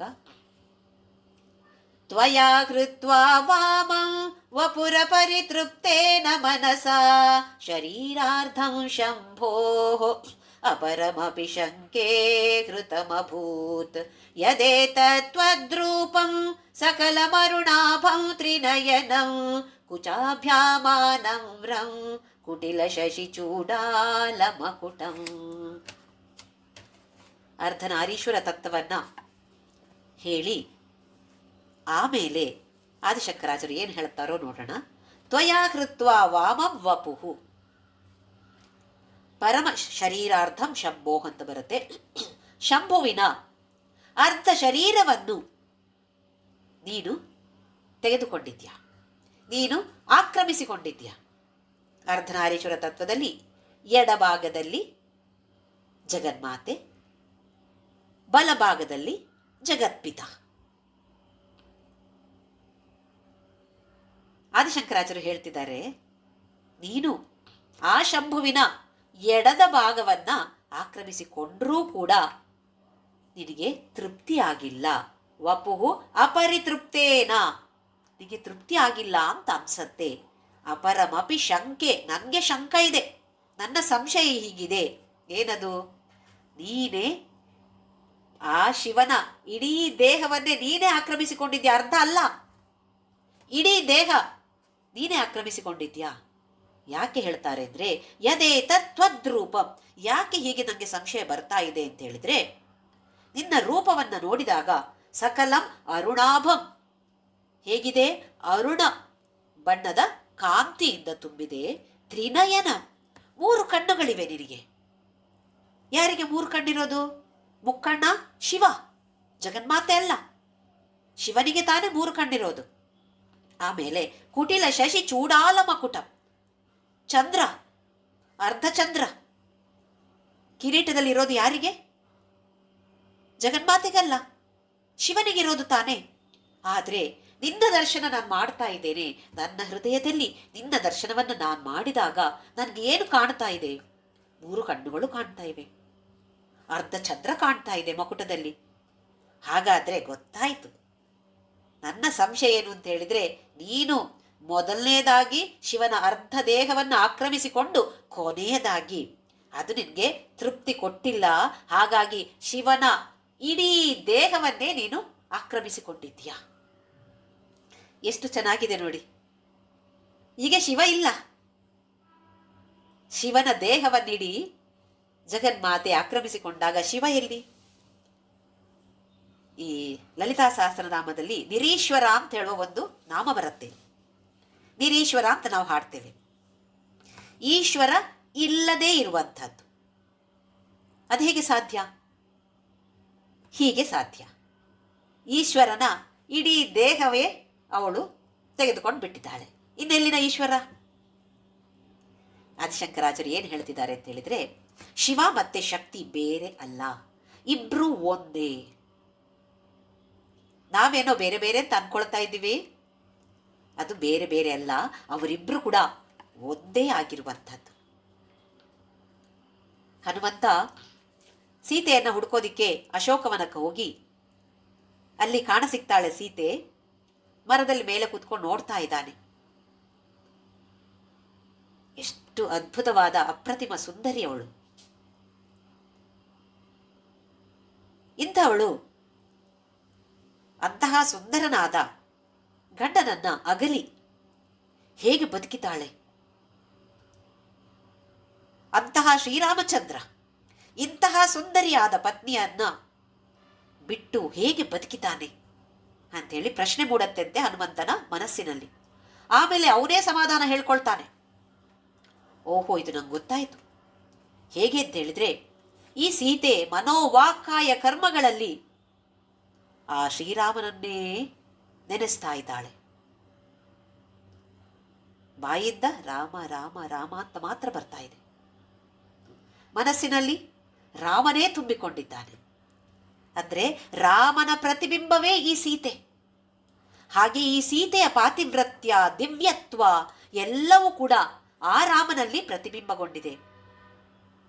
ಹಾಗಾಗಿ ಅವರಿಬ್ಬರು ಬದುಕೇ ಇದ್ದಾರೆ.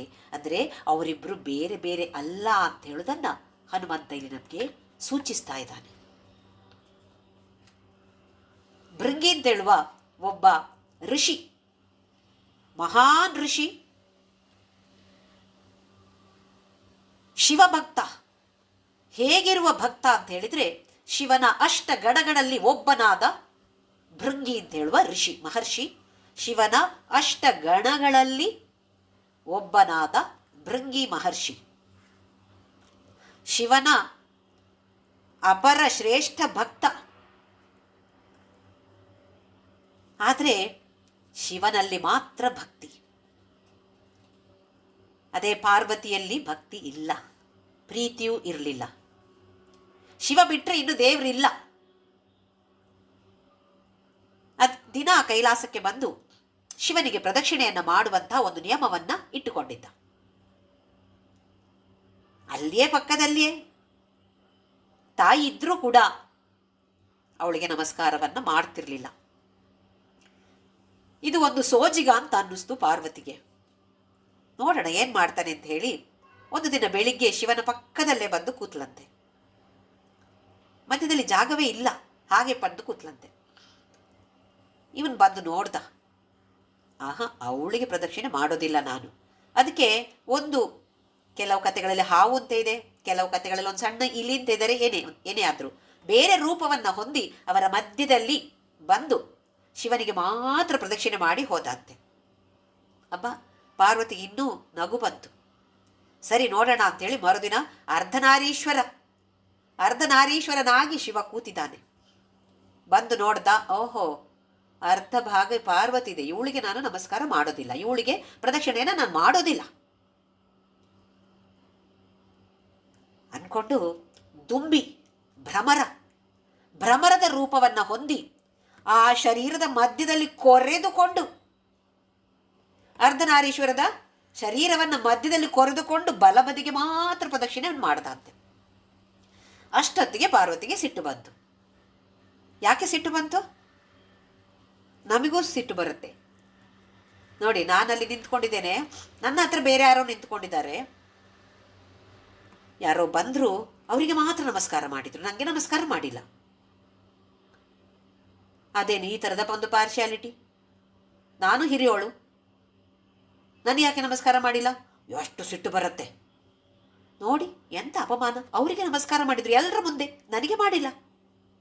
ನಮಗೆ ಅಹಂಕಾರದಿಂದ ಬರುವಂತಹ ಸಿಟ್ಟು ನೆತ್ತಿಗೇರತ್ತೆ. ನಮಗೆ ಸಿಟ್ಟು, ಅವಳಿಗೆ ಜಗನ್ಮಾತೆಗೆ ಹಾಗೆ ಸಿಟ್ಟು ಬಂದಿದ್ದಲ್ಲ, ನನಗೆ ಮಾಡಿಲ್ಲ ಅಂತ ಹೇಳುವುದರಿಂದ ಸಿಟ್ಟಲ್ಲ. ಅಯ್ಯೋ, ಇಂತಹ ಅಜ್ಞಾನ ಇದೆಯಲ್ಲ ಈ ವ್ಯಕ್ತಿಯಲ್ಲಿ, ಅಜ್ಞಾನವನ್ನ ಹೋಗಲಾಡಿಸಬೇಕಾಗಿದೆ, ಅದಕ್ಕೋಸ್ಕರ ಸಿಟ್ಟನ್ನ ತೋರಿಸುವಂಥದ್ದು ಅಷ್ಟೇ ಹೊರತು ನಮ್ಮ ಹಾಗಲ್ಲ. ಅದಕ್ಕೆ ಶಾಪವನ್ನ ಕೊಡ್ತಾಳೆ. ನಿನಗೆ ಶಕ್ತಿ ಬೇಡ ತಾನೆ? ಹಾಗಾದ್ರೆ ನಿನ್ನಲ್ಲಿರುವ ಶಕ್ತಿ ಎಲ್ಲ ನಾಶ ಆಗಲಿ ಅಂತೇಳಿ ಶಾಪವನ್ನ ಕೊಡ್ತಾಳೆ. ಆ ಭೃಂಗಿಯಲ್ಲಿ ಇದ್ದಂತಹ ಮಾಂಸ, ರಕ್ತ ಇದೆಲ್ಲವೂ ಕೂಡ ತಕ್ಷಣ ನಾಶವಾಗಿ ಹೋಯಿತು. ಅಸ್ಥಿಪಂಜರವಾದ ಎಲುಬಿನ ಗೂಡಾಗಿ ಬಿಟ್ಟ ಭೃಂಗಿ. ನಿಲ್ಲೋದಿಕ್ಕೂ ಸಾಧ್ಯ ಆಗ್ತಾ ಇಲ್ಲ. ಶಿವ ಕರುಣೆಯಿಂದ ಮತ್ತೊಂದು ಕಾಲು ಕೊಟ್ಟಂತೆ, 3 ಕಾಲನ್ನ ಸೇರಿಸಿ ಹೀಗೆ ಟ್ರೈಪಾಡ್ ಅಂತ ಹೇಳ್ತಾರೆ ನೋಡಿ, ಹಾಗೆ ಮಾಡಿ ಆದರೂ ಅವನು ನಿಲ್ಲಿ ಅಂತ ಹೇಳಿ, ನಿಂತ್ಕೊಳ್ಳಿ ಅಂತೇಳಿ ಹಾಗೆ ಮಾಡಿ ನಿಂತ್ಕೊಂಡ. ಆದರೆ ಗೊತ್ತಾಯಿತು, ಇವರಿಬ್ಬರು ಬೇರೆ ಅಲ್ಲ. ಶಿವ ಮತ್ತೆ ಶಕ್ತಿ ಅಂತ ಹೇಳೋದು ಬೇರೆ ಬೇರೆ ಅಲ್ಲ, ಇವರಿಬ್ಬರು ಒಂದೇ ಅಂತ ಹೇಳುವ ತತ್ವವನ್ನ, ವಿಚಾರವನ್ನ ಅಲ್ಲಿ ತಿಳಿದುಕೊಳ್ತಾನೆ ಭೃಂಗಿ. ಆಮೇಲೆ ಪಾರ್ವತಿ ಸಮೇತ ಶಿವನಿಗೆ ಪ್ರದಕ್ಷಿಣೆಯನ್ನ ಮಾಡ್ತಾನಂತೆ. ಯಾವುದಾದರೂ ಚಿತ್ರ ನೋಡಿದಾಗ 3 ಕಾಲುಗಳ ಋಷಿ ಯಾರು ಗಡ್ಡ ಬಿಟ್ಕೊಂಡು ಚಿತ್ರ ತೋರಿಸ್ತಾರೆ ಕೆಲವು ಕಡೆ, ಕೆಲವು ದೇವಸ್ಥಾನಗಳಲ್ಲಿಯೂ ಇದೆ. 3 ಕಾಲುಗಳಿರುವ ವ್ಯಕ್ತಿ ಅಂತ ಹೇಳಿದ್ರೆ ಭೃಂಗಿ ಮಹರ್ಷಿಯೇ. ಈ ಅರ್ಧನಾರೀಶ್ವರದ ಕಥೆಯನ್ನ ನಾವು ನೆನಪಲ್ಲಿ ಇಟ್ಕೊಳ್ಬೇಕು. ಕತೆಗಿಂತ ಹೆಚ್ಚಾಗಿ ಆ ತತ್ವವನ್ನ ನೆನಪಲ್ಲಿ ಇಟ್ಕೊಳ್ಬೇಕು. ಈ ಅರ್ಧನಾರೀಶ್ವರ ತತ್ವದಲ್ಲಿ ಎಡಭಾಗ ಅಥವಾ ಇಡ ನಾಡಿಯನ್ನು ಸೂಚಿಸುತ್ತೆ. ಇದು ಪ್ಯಾರಾಸಿಂಪಥೆಟಿಕ್ ನರ್ವಸ್ ಸಿಸ್ಟಮ್ಗೆ ಕಾರಣ ಆಗತ್ತೆ. ಅಂದರೆ ನಮ್ಮ ಹೃದಯ ಬಡಿತ ಅಥವಾ ನಾವು ತಿಂದಂತಹ ಆಹಾರದ ಕರಗುವಂತಹ ಕೆಲಸ, ಇದೆಲ್ಲವನ್ನು ಮಾಡುವಂತಹ, ಅದಕ್ಕೆ ಸಪೋರ್ಟ್ ಕೊಡುವಂತಹ ನರ್ವಸ್ ಸಿಸ್ಟಮ್ ಇರುವಂಥದ್ದು ನಮ್ಮ ಎಡಭಾಗದಲ್ಲಿ ಇಡಾನಾಡಿ ಅಥವಾ ಈ ಜಗನ್ಮಾತೆದು. ಬಲಭಾಗದಲ್ಲಿ ಸಿಂಪಥೆಟಿಕ್ ಸಿಸ್ಟಮ್ ಅಂತ ಹೇಳಿದರೆ, ಸಿಂಪಥೆಟಿಕ್ ನರ್ವಸ್ ಸಿಸ್ಟಮ್ ಅಂದರೆ ಮಾಡು ಅಥವಾ ಮಾಡಿ ಅಂತ ಹೇಳ್ತೀವಿ ನೋಡಿ ನಾವು, ಡೂ ಆರ್ ಡೈ. ಏನೋ ಒಂದು ಅಪಾಯ ಬಂತು, ಅಪಾಯದಲ್ಲಿ ಏನು ಮಾಡಬೇಕು? ಅಲ್ಲಿ ಹೋರಾಡಬೇಕು, ಇಲ್ಲ ಅಲ್ಲಿಂದ ಪಲಾಯನ ಮಾಡಬೇಕು ಅಲ್ವೇ? ಯಾವುದೋ ಒಂದು ಆಗಬೇಕು. ಅದಾಗಬೇಕು ಅಂತಿದ್ರೆ ನಮ್ಮ ನರ್ವಸ್ ಸಿಸ್ಟಮ್ ಕೆಲಸ ಮಾಡಬೇಕು. ಅದು ಬಲಭಾಗದಲ್ಲಿರುವಂತಹ ಪಿಂಗಳ ನಾಡಿ. ಇದು ಎರಡನ್ನು ನ್ಯೂಟ್ರಲ್ ಮಾಡುವಂಥದ್ದು. ನಮ್ಮ ಇಲೆಕ್ಟ್ರಿಸಿಟಿಯಲ್ಲಿ 3 ಥರದ ಕರೆಂಟ್ಗಳಿವೆ, ನೆಗೆಟಿವ್, ಪಾಸಿಟಿವ್, ಇನ್ನೊಂದು ನ್ಯೂಟ್ರಲ್ ಅಂತ. ಆ ನ್ಯೂಟ್ರಲ್ ಅಂತ ಹೇಳೋದು ಇಲ್ಲಿ ಆ ಸುಷುಮ್ನಾ ನಾಡಿ. ಇದು ಎಲ್ಲದರಲ್ಲಿಯೂ ಇರುವಂಥದ್ದು ಯಾರು? ಇದು ಆ ಜಗನ್ಮಾತೆ ಇರುವಂಥದ್ದು. ನಮ್ಮ ಈ ಭೂಲೋಕ ಇರ್ಬೋದು, ಅತಿಯಾಗಿ ಸ್ಥೂಲವಾದ ಲೋಕ ಅಂತ ಹೇಳಿದ್ರೆ ಭೂಲೋಕ, ಅಥವಾ ಸತ್ಯಲೋಕ ಇರ್ಬೋದು. ಸೂಕ್ಷ್ಮವಾದದ್ದು ಅಂತ ಹೇಳಿದ್ರೆ ಸತ್ಯಲೋಕ. ಅದು ಯಾವುದೇ ಆಗಿರಲಿ, ಎಲ್ಲದರಲ್ಲಿಯೂ ಇರುವಂಥದ್ದು ಈ ಜಗನ್ಮಾತೆಯೇ. ಆಮೇಲೆ ಕುಚಾಭ್ಯಾಂ ಆನಮ್ರಂ ಹೇಳುವ ಪದವನ್ನು ಉಪಯೋಗಿಸ್ತಾ ಇದ್ದಾರೆ. ಸ್ತನಗಳ ಭಾರದಿಂದ ಸ್ವಲ್ಪ ಬಗ್ಗಿ ಕಾಣ್ತಾ ಇದ್ದಾಳೆ. ಆದಿಶಂಕರಾಚಾರ್ಯರು ಎಲ್ಲಿ ಕೂತಿದ್ದಾರೆ? ಜಗನ್ಮಾತೆಯ ಪಾದಗಳ ಹತ್ತಿರ ಕೂತ್ಕೊಂಡಿದ್ದಾರೆ. ಅವಳು ತನ್ನ ಸಿಂಹಾಸನದಲ್ಲಿ ಕೂತಿದ್ದಾಳೆ. ನಾವು ನಮ್ಮ ಅಮ್ಮನ ಜೊತೆ ಹರಟೆ ಹೊಡಿತಾ ಇರ್ತೀವಿ. ನಮ್ಮ ಸುಖ ದುಃಖಗಳನ್ನೆಲ್ಲ ಹಂಚಿಕೊಳ್ಳೋದು ಯಾರ ಹತ್ರ ಹೇಳಿ? ಅಮ್ಮನ ಹತ್ರ ಮಾತ್ರವೇ. ಎಷ್ಟೇ ತಂದೆ ಕೂಡ, ಅಪ್ಪ ಕ್ಲೋಸ್ ಇದ್ರೂ ಕೂಡ ಎಲ್ಲವನ್ನು ಹೇಳ್ಕೊಳ್ಳೋದಿಲ್ಲ. ಸಾಮಾನ್ಯವಾಗಿ ಹೀಗೆ ತಾಯಿ ಹತ್ರ ಎಲ್ಲವನ್ನು ನಾವು ಹಂಚಿಕೊಳ್ತೇವೆ. ಈಗ ಅಮ್ಮ ಕೆಳಗಡೆ ಕೂತ್ಕೊಳ್ಳೋಕ್ಕಾಗಲ್ಲ, ಒಂದು ಚೇರಲ್ಲೋ ಸೋಫಾದಲ್ಲೂ ಕೂತಿದ್ದಾಳೆ ಅಂತ ಅನ್ಕೊಳ್ಳಿ. ನಾವಲ್ಲೇ ಕೆಳಗಡೆ ಕೂತ್ಕೊಂಡು ಅಮ್ಮನ ಹತ್ರ ಚೆನ್ನಾಗಿ ಹರಟೆ ಹೊಡಿತಾ ಇರ್ತೀವಿ. ಅಮ್ಮ ಏನೋ ಒಂದು ವಿಚಾರ ಹೇಳಬೇಕು ಅಂತಾದರೆ ಹೇಗೆ ಹೇಳ್ತಾರೆ? ಸ್ವಲ್ಪ ಬಗ್ಗಿ ನೋಡು, ಇದು ಹೀಗಿದೆ ಅಂತ ನಮಗೆ ಹೇಳಲ್ವಾ? ಏನೋ ಒಂದು ವಿವರಣೆಯನ್ನು ಕೊಡಬೇಕು ಅಥವಾ ನಡೆದ ಯಾವುದೋ ಒಂದು ಸಂಗತಿಯನ್ನು ಹೇಳಬೇಕು ಅಂತಾದರೆ ಸ್ವಲ್ಪ ಬಗ್ಗಿ ನಮ್ಮ ಹತ್ರ ಹೇಳ್ತಿರ್ತಾರೆ. ಅದೇ ಥರದ ದರ್ಶನವನ್ನು ಆದಿಶಂಕರಾಚಾರ್ಯರು ಮಾಡ್ತಾ ಇದ್ದಾರೆ. ತಟಿಲ್ಲೇಖ ಅಂತಾಯಿತು. ಭವಾನಿ, ನಾನು ನಿನಗೆ ಶರಣು ಅಂತ ಹೇಳಿದಕ್ಕೆ ನಿನ್ನ ಅಂತ ಹೇಳಿದ್ರೆ ಸಾಕು, ಸಾಯುಜ್ಯವನ್ನು ಕೊಡ್ತಾ ಇದ್ದಿ. ಅಂತಹ ಜಗನ್ಮಾತೆಯ ದರ್ಶನವನ್ನ ಆದಿಶಂಕರಾಚಾರ್ಯರು ಪಡಿತಾ ಇದ್ದಾರೆ. ಎಷ್ಟು ಅದ್ಭುತವಾಗಿದೆ! ನೀನು ಶಿವನಿಂದ ಬೇರೆ ಅಲ್ಲ. ಶಿವನ ಅರ್ಧ ದೇಹವನ್ನ ಆಕ್ರಮಿಸಿಕೊಂಡು ಅದರಿಂದ ನಿಮಗೆ ತೃಪ್ತಿ ಸಿಕ್ಕಿಲ್ಲ. ಯಾಕೆ ಅಂತ ಹೇಳಿದ್ರೆ, ನಾನು ನೋಡ್ತಾ ಇರುವಂಥದ್ದು, ನಾನು ದರ್ಶಿಸುತ್ತಾ ಇರುವಂಥದ್ದು ಈಗ ಅರ್ಧನಾರೀಶ್ವರ ಅಲ್ಲ, ಜಗನ್ಮಾತೆಯೇ. ಅಲ್ಲಿ ಶಿವನ ಅರ್ಧ ಭಾಗ ನನಗೆ ಕಾಣ್ತಾ ಇಲ್ಲ, ಆದರೆ ಶಿವನು ಧರಿಸಿರುವಂತಹ ಕೆಲವು ವಿಚಾರಗಳು ಅಲ್ಲಿವೆ, ನಿನ್ನಲ್ಲಿದೆ. ಶಿವನಲ್ಲಿರುವಂತಹ 3 ಕಣ್ಣುಗಳು ನಿನ್ನಲ್ಲಿ ಕಾಣ್ತಾ ಇದ್ದೇನೆ ನಾನು. ಶಿವನ ಕಿರೀಟದಲ್ಲಿ ಅಥವಾ ತಲೆಯಲ್ಲಿ ಇರುವಂತಹ ಅರ್ಧ ಚಂದ್ರನನ್ನೂ ನಾನು ನಿನ್ನಲ್ಲಿ ಕಾಣ್ತಾ ಇದ್ದೇನೆ. ನೀನು ನನ್ನ ಹತ್ತಿರ ಪಿಸು ಮಾತಿನಲ್ಲಿ ತೊಡಗಿದ್ದೀಯಾ, ಅದಕ್ಕಾಗಿ ಸ್ವಲ್ಪ ನನ್ನ ಹತ್ತಿರ ಬಗ್ಗಿ ಕೂತಿದ್ದೀಯಾ ನೀನು. ಈ ದರ್ಶನವನ್ನ ನಾವು ಮಾಡ್ಬೋದು ತಾನೆ? ನಾನಲ್ಲಿ ಪಾದದ ಹತ್ರ ಕೂತಿದ್ದೇನೆ, ತಾಯಿ ಹತ್ರ ಮಾತನಾಡ್ತಾ ಇದ್ದೇನೆ. ಭೌತಿಕ ದೇಹವನ್ನ ಕೊಟ್ಟಂತಹ ತಾಯಿ ಅಲ್ಲ, ಜನ್ಮ ಜನ್ಮಕ್ಕೂ ನಮಗೆ ತಾಯಿಯಾಗಿರುವಂಥವಳು. ಎಷ್ಟು ಜನ್ಮವನ್ನ ಎತ್ತಿದ್ದೇವೋ ಗೊತ್ತಿಲ್ಲ, ಇನ್ನೆಷ್ಟು ಜನ್ಮವನ್ನ ತಾಳಬೇಕೋ ಗೊತ್ತಿಲ್ಲ, ಆದರೆ ಎಲ್ಲದರಲ್ಲಿಯೂ ಮಾತೆಯಾಗಿರುವವಳು, ಎಲ್ಲರಿಗೂ ಒಬ್ಬೊಬ್ಬರಿಗಲ್ಲ, ಎಲ್ಲರಿಗೂ ಮಾತೆಯಾಗಿರೋಳು ಆ ಜಗನ್ಮಾತೆ. ಹಾಗಾದ್ರೆ ಅವಳ ದರ್ಶನವನ್ನು ನಾವು ಮಾಡಬೇಡ್ವೆ? ರುದ್ರಾಧ್ಯಾಯದಲ್ಲಿ ಶಿವನ 2 ಥರದ ರೂಪಗಳ ಬಗ್ಗೆ ಹೇಳ್ತಾರೆ. ಅಘೋರೇಭ್ಯೋ ಥಗೋರೇಭ್ಯೋ ಘೋರ ಘೋರತರೇಭ್ಯ ಸರ್ವೇಭ್ಯೋ ಸರ್ವ ಸರ್ವೇಭ್ಯೋ ಅಂತೇಳಿ ಶ್ಲೋಕ ಬರುತ್ತೆ. ಅಘೋರ ಮತ್ತು ಘೋರ 2 ಥರದ ರೂಪಗಳು. ಒಂದು ಘೋರ. ಘೋರ ಅಂತ ಹೇಳಿದ್ರೆ ಕಾಣಲಿಕ್ಕೆ ಘೋರವಾಗಿರುವಂಥದ್ದು, ರೌದ್ರಾವತಾರ ಇರಬಹುದು, ಅಥವಾ ಜಟಾಜೂಟನಾಗಿರುವಂಥದ್ದು, ಸರ್ಪಗಳನ್ನು ಧರಿಸಿರುವಂಥದ್ದು, ಹುಲಿ ಚರ್ಮಧಾರಿಯೋ ಗಜ ಚರ್ಮಧಾರಿಯೋ ಆಗಿರುವಂಥದ್ದು. ಇದು ಘೋರವಾದ ರೂಪ, ಭಸ್ಮಧಾರಿ, ದೇಹ ಎಲ್ಲ ಭಸ್ಮ. ಅಘೋರ. ಅಘೋರ ಅಂತ ಹೇಳಿದ್ರೆ ಮಂಗಳಮಯವಾದದ್ದು. ಎಡದ ಭಾಗ ಹೇಗಿದೆ? ಅಘೋರ. ಘೋರ ಅಲ್ಲ, ಮಂಗಳಮಯವಾದದ್ದು. ಅದು ಜಗಜಗಿಸುವಂತಹ ಜಗನ್ಮಾತೆಯ ದೇಹ, ಎಡದ ಭಾಗದ್ದು. ಅರ್ಧನಾರೀಶ್ವರದಲ್ಲಿ ನಾವು ನೋಡ್ತೇವೆ, ಬಲಭಾಗದಲ್ಲಿ ಶಿವ, ಎಡಭಾಗದಲ್ಲಿ ಜಗನ್ಮಾತೆ. 2 ಕೂಡ ಜಗನ್ಮಾತೆಯೇ ಅಥವಾ 2 ಕೂಡ ಶಿವನೇ. ವಾಗರ್ಥವಿವ ಸಂಪೃಕ್ತೌ ವಾಗರ್ಥ ಪ್ರತಿಪತ್ತೆಯೇ ಜಗತಃ ಪಿತರೌ ಒಂದೇ ಪಾರ್ವತಿ ಪರಮೇಶ್ವರ ಅಂತ ಹೇಳಿ ಮಹಾಕವಿ ಕಾಳಿದಾಸ ಹೇಳ್ತಾನೆ. ವಾಗರ್ಥವಿವ ಸಂಪೃಕ್ತೌ, ಒಂದು ಪದ ಇದ್ರೆ ಆ ಪದವೂ ಇದೆ, ಅದಕ್ಕೊಂದು ಅರ್ಥ ಇದೆ. ಇಲ್ದಿರೋದು ಪದ ಅಲ್ಲ, ಏನೋ ಒಂದು ನಾನ್ಸೆನ್ಸ್ ಆಗ್ಬೋದು. ಒಂದು ಪದ ಅಂತ ಹೇಳಿದ್ರೆ ಆ ಪದವೂ ಹಾಗೆ ಇದೆ, ಅದಕ್ಕೊಂದು ಖಂಡಿತವಾಗಿಯೂ ಅರ್ಥವೂ ಇದೆ. ಆ ಪದದಿಂದ ಅರ್ಥ ಬೇರೆ ಅಲ್ಲ. ಹಾಗೆಯೇ ಶಿವ ಮತ್ತು ಶಕ್ತಿ ಅಂತ ಹೇಳೋದು ಒಂದೇ, ಅವರಿಬ್ಬರು ಬೇರೆ ಬೇರೆಯಾಗಿ ಅಲ್ಲ, ಬೇರೆ ಬೇರೆಯಾಗಿ ಇಲ್ಲ, ಬೇರೆ ಬೇರೆಯಾಗಿ ಅಲ್ಲ. ಶಿವ ಅಂತ ಹೇಳಿದರೆ ಚೈತನ್ಯ ಅಥವಾ ಚೇತನ, ಶಕ್ತಿ ಚೇತನವೂ ಹೌದು ಜಡವೂ ಹೌದು. ಈ ಸೃಷ್ಟಿ ಆದಾಗ ಅವಳು ಯಾವಾಗ ಸೃಷ್ಟಿಯನ್ನು ಮಾಡ್ತಾಳೋ, ಆ ಸೃಷ್ಟಿ ಆದಾಗ ಆ ಸೃಷ್ಟಿ ಅದರಿಂದ ಬೇರೆ, ಅವಳೇ ಆದರೂ ಕೂಡ ಆ ಶುದ್ಧ ಚೈತನ್ಯ ಅಲ್ಲ. ಅದರ ಬಗ್ಗೆ ಮುಂದಿನ ಶ್ಲೋಕದಲ್ಲಿ ನೋಡೋಣ. 24ನೇ ಶ್ಲೋಕ.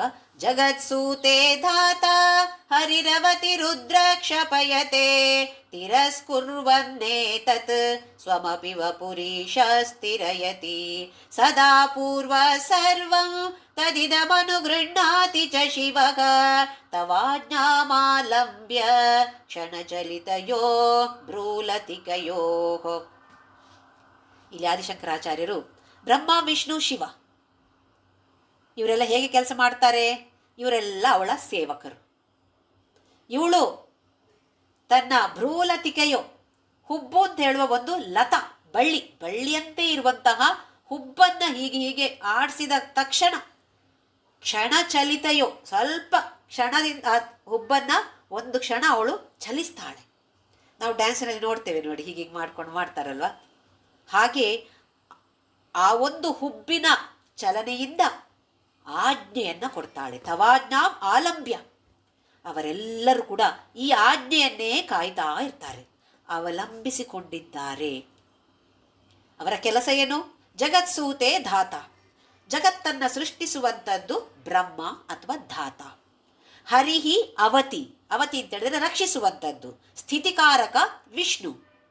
ರುದ್ರ ಕ್ಷಪಯತೆ, ರುದ್ರ ಏನು ಮಾಡ್ತಾನೆ? ನಾಶ ಮಾಡ್ತಾನೆ. ತಿರಸ್ಕುರ್ವನ್ನೇತತ್ ಸ್ವಮಪಿ ವಪುಹು ಈಶಾ. ಇಲ್ಲಿ ತಿರಸ್ಕುರ್ವನ್ ಅಂತ ಹೇಳಿದ್ರೆ ಹೀರಿಕೊಳ್ಳುವಂಥದ್ದು.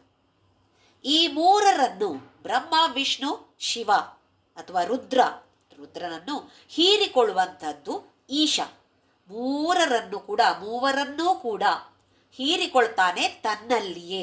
ಸ್ವಮಪಿ ವಪುಹು, ತನ್ನ ದೇಹದಲ್ಲಿಯೇ. ಈಶಃ ಮಹೇಶಃ ಅಥವಾ ಮಹೇಶ್ವರ ಅಂತ ಹೇಳುವ ಶಿವನ ಇನ್ನೊಂದು ರೂಪ. ಈ ಮೂವರನ್ನು ತನ್ನಲ್ಲಿಯೇ ಹೀರಿಕೊಂಡು ತಿರಯತಿ ಸದಾಪೂರ್ವ ಸರ್ವಂ ತದಿದಂ ಶಿವಃ. ಶಿವನ ಶಿವನ ಪದದ ಪೂರ್ವದಲ್ಲಿ ಸದಾ ಅಂತ ಸೇರಿಸ್ಕೊಳ್ಬೇಕಂತೆ. ಏನದು? ಸದಾಶಿವ. ಸದಾಶಿವ ಏನು ಮಾಡ್ತಾನೆ? ಈ ನಾಲ್ಕನ್ನು ಬ್ರಹ್ಮ, ವಿಷ್ಣು, ರುದ್ರ, ಈಶನಲ್ಲಿ ಹೋಗಿದ್ದಾರೆ, ಲೀನವಾಗಿದ್ದಾರೆ. ಈ ಈಶ ಈಗ ಸದಾಶಿವನಲ್ಲಿ ಅದೃಶ್ಯನಾಗ್ತಾನೆ. ಆಮೇಲೆ ಅನುಗ್ರಹಿಸ್ತಾನೆ. ಅನುಗ್ರಹ ಲಲಿತಾ ಸಹಸ್ರನಾಮದಲ್ಲಿ ನಾವು ಹಾಡ್ತೇವೆ, ಸೃಷ್ಟಿಕರ್ತ್ರಿ ಬ್ರಹ್ಮರೂಪ, ಗೋಪ್ತ್ರಿ ಗೋವಿಂದ ರೂಪಿಣಿ, ಸಂಹಾರಿಣಿ ರುದ್ರರೂಪ, ತಿರೋಧಾನಕರೀಶ್ವರಿ, ಸದಾಶಿವಾನುಗ್ರಹದ ಪಂಚಕೃತ್ಯ ಪರಾಯಣ. 5 ಕೆಲಸಗಳನ್ನು ಅವಳು ಮಾಡ್ತಾ ಇರ್ತಾಳೆ. ಏನು? ಸೃಷ್ಟಿ, ಸ್ಥಿತಿ, ಲಯ. ಇದರ ಬಗ್ಗೆ ನನಗೆ ಗೊತ್ತಿದೆ. 4ನೇದಾಗಿ ತಿರೋಧಾನಕರೀಶ್ವರಿ, ತಿರೋಧಾನ ಅಥವಾ ತಿರಸ್ಕುರ್ವನ್ ಅಂತ ಹೇಳೋದು ಇಲ್ಲಿ 4ನೆಯ ಕೆಲಸ. 5ನೆಯದು ಸದಾಶಿವ ಅನುಗ್ರಹದ, ಸದಾಶಿವನ ಮೂಲಕ ಅನುಗ್ರಹವನ್ನ ಕೊಡುವಂಥವಳು. ಹೀಗಂದ್ರೆ ಏನು? ನಾವೀಗ ಈ ದೇಹದಲ್ಲಿ ಇದ್ದೇವೆ, ಸೃಷ್ಟಿಯಾಗಿದೆ, ಸ್ಥಿತಿ ಆಗ್ತಾ ಇದೆ, ಲಯ. ಯಾವತ್ತು ಲಯ ಅಂತೂ ಆಗೇ ಆಗತ್ತೆ, ದೇಹ ನಾಶವಾಗಿ ಆಗತ್ತೆ. ಅದಾದ್ಮೇಲೆ ಏನಾಗ್ತೀವಿ? ಆಮೇಲೆ ಸೂಕ್ಷ್ಮ ಶರೀರದಲ್ಲಿ ಇರ್ತೀವಿ ನಾವು, ಮತ್ತೆ ಇನ್ನೊಂದು ಜನ್ಮವನ್ನ ತೆಗೆದುಕೊಳ್ತೀವಿ. ಇದನ್ನ ಇಲ್ಲಿಂದ ಈ ಲಯ ಅದೇ ದೇಹ ನಾಶವಾಗುವಂಥದ್ದು, ಅಲ್ಲಿಂದ ನಾವು ಮೇಲಕ್ಕೆ ಹೋಗಿ ಈಶನಲ್ಲಿ ಇರ್ತೇವೆ. ಆಮೇಲೆ ಸದಾಶಿವನಲ್ಲಿ ಇರ್ತೇವೆ. ಬರೀ ಕಾರಣ ಶರೀರ. ಇದನ್ನು ಕೂಡ ನಾವು ನೋಡಿದ್ದೇವೆ. 4 ಯುಗಗಳು ಸೇರಿ ಚತುರ್ಯುಗ ಆಗತ್ತೆ. ಆ ಚತುರ್ಯುಗ ಆದಮೇಲೆ ಏನಾಗತ್ತೆ? ಮತ್ತೆ ಪುನಃ ಇನ್ನೊಂದು ಚತುರ್ಯುಗ.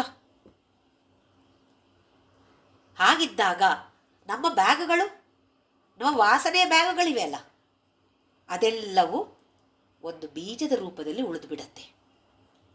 ಮತ್ತೆ ಹುಟ್ಟಿ ಬಂದಾಗ ಇದೇ ಸದಾಶಿವ ಅನುಗ್ರಹಿಸುವ ಕಾರಣ ನಾವು ಅದೇ ಬ್ಯಾಗನ್ನು, ಏನು ಕನ್ಫ್ಯೂಷನ್ ಇಲ್ಲ, ನಿಮ್ಮ ಬ್ಯಾಗು ನನ್ನ ಬ್ಯಾಗು ಏನು ಇತ್ಲಾಗೋದಿಲ್ಲ, ಭಯ ಪಡಬೇಕಾದ ಅವಶ್ಯಕತೆ ಇಲ್ಲ. ಅದೇ ಬ್ಯಾಗನ್ನು ಹೊತ್ತುಕೊಂಡು ಮತ್ತೆ ಬರ್ತೇವೆ. ಇದು ಒಂದು ರೀತಿಯಲ್ಲಿ ನೋಡುವಂಥದ್ದು. ತಿರೋಧಾನ ಅಂತ ಹೇಳಿದರೆ ಮತ್ತೆ ನಾವು ಈ ದೇಹವನ್ನು ಬಿಟ್ಟು ಹೋಗುವುದಕ್ಕೆ ಹೆಸರು ಲಯ.